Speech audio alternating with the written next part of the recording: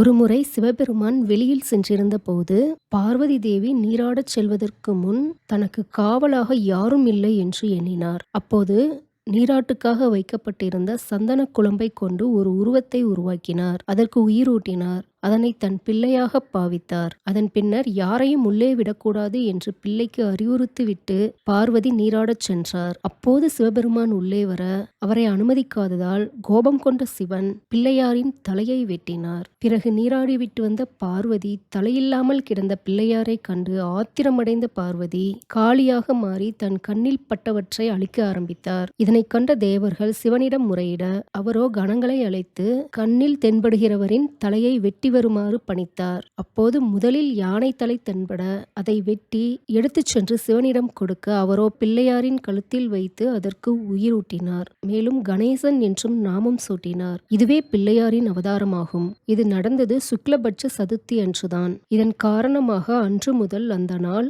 ஆண்டுதோறும் ஆகஸ்ட் 22ஆம் தேதி விநாயகர் சதுர்த்தியாக கொண்டாடப்பட்டு வருகிறது.